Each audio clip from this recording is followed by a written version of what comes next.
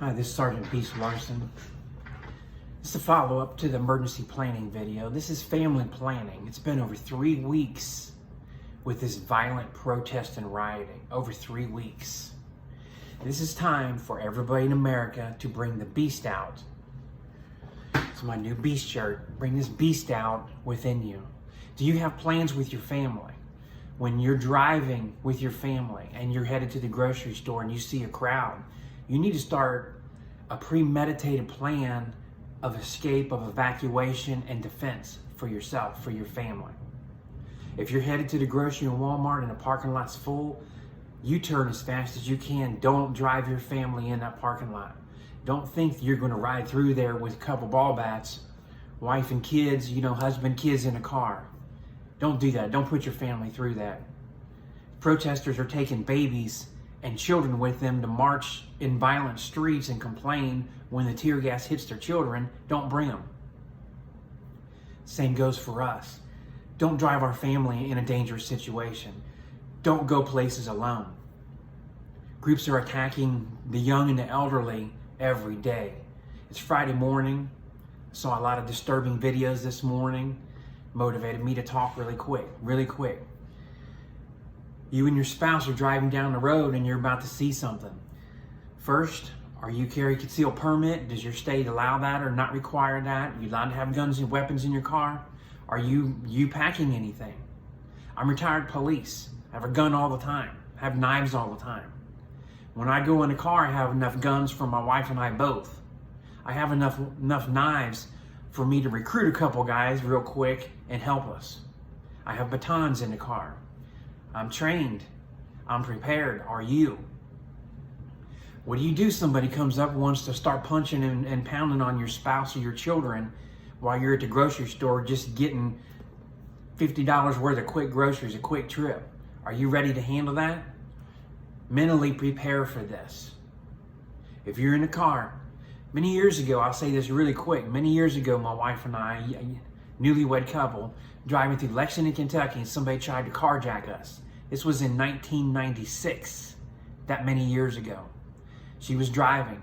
I told her, look to the left, close your eyes, and I had my Glock pointed at the window, getting ready to engage that person. When he saw that, he stopped, turned around, and got back in his vehicle. He hadn't displayed a weapon yet, but I didn't shoot an unarmed person. I just told him my intention. I was prepared. We weren't harmed that day. Are you prepared?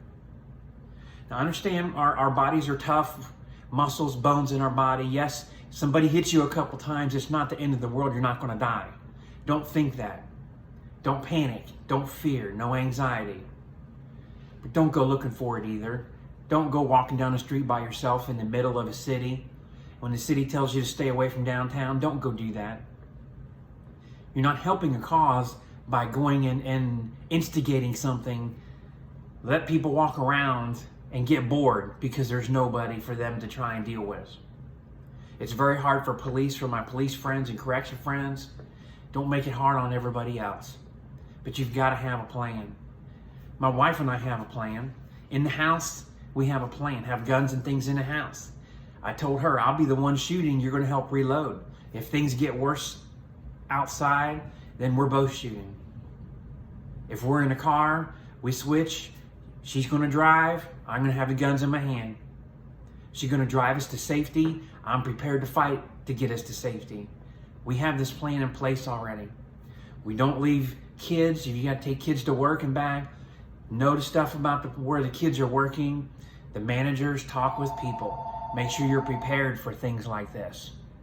How are you going to get there and how are you going to get home safely? Have alternative routes. Don't drive the same way every time. Don't always go into main roads. That's where people stop and block and protest. Take some back roads. Go through the subdivisions. Now let's talk about a subdivision, a house. Antifa keeps posting they're coming to your neighborhood, coming to our neighborhood. I've talked with my neighbors. I've got some phone numbers in my phone. Have you done that? First sign that they're in your neighborhood, and I live in the middle of it, so it would take a little bit to get here. Here's the first sign, smoke and sirens. Pay attention to the sirens around your house. I hold my hands like this because I pray daily, pray many times every day for the safety of our people. our people here in our country. If you see smoke, get in your defense mode. If you hear a bunch of sirens, be curious. You don't need to drive up or go run, 2 blocks down your neighborhood to go see, because then you're tired when you get there. You're not prepared, you're not armed. Think about what you're doing. But pay attention to sirens. Pay attention to different cars, different traffic. Who's in the car? Look out your window. It's not paranoid, it's observing. Observe out the window who's coming and going. Get this planned for yourself. If 100 people show up all of a sudden on your street by your houses, what are you doing?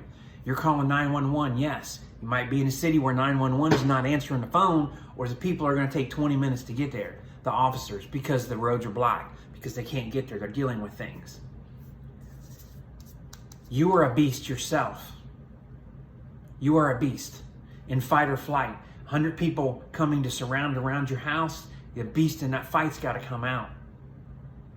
You need to have plans for this. You need to think and talk yourself through this with your spouse and your children. They need to know. Kitchen knives through the house. Doors always locked, windows locked, turn the AC on.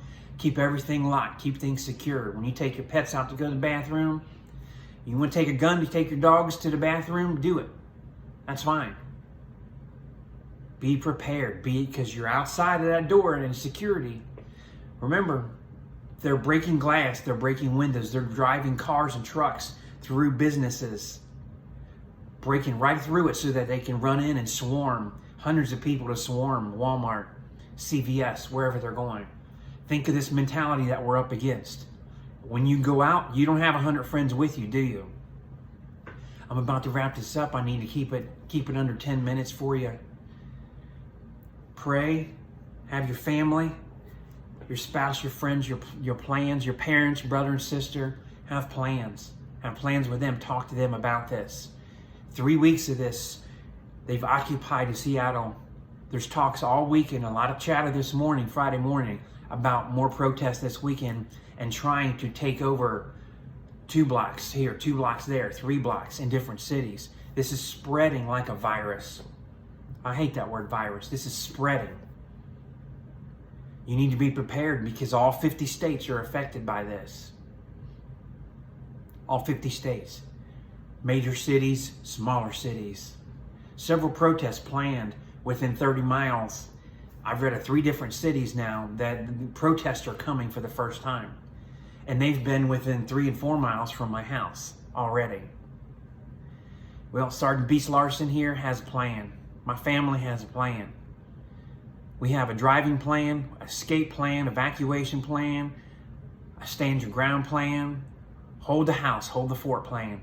We've got all these plans in place. They just need to stay away. Think about this. Think about this. This is the weekend. It's Friday. Sit down today at lunchtime at dinner with your family. Talk through this. You can buy knives. Go to Walmart and buy some camping machetes if you need to. Hard to get guns and ammo right now. It's too late. Maybe somebody's got some you can borrow. You need to have some plans. Fire extinguishers. One of the good things, and I have a couple of these around the house, is large cans of wasp spray that spray 22 to 25 feet. Doesn't cause permanent blindness. And I learned this on the riot squad because that's what rioters used to spray the police. Well, the police went and bought a whole bunch too so we can protect ourselves. Somebody's coming up by your house and you spray 25 feet away from your front door, your window, into a crowd with that. That causes temporary burning, temporary blindness of them, but they're coming to attack you. It's protect your home and your family. That's getting deadly force time. Wasp spray. You're justified. Just a little tip there. Think about it. Be safe. Have a great weekend. Look at the videos on the channel while you're sitting home. Learn the fighting skills that I've been putting out there for people. I've been fighting over 30 years. Over 30 years doing this. Fighting with people. Fighting as a police officer. Fighting in corrections. Been in the military as well. It's my whole life. I'm not broken. I'm not dead. And I'm not all scarred up. I keep winning. I refuse to lose. Have a great and safe weekend. God bless you all.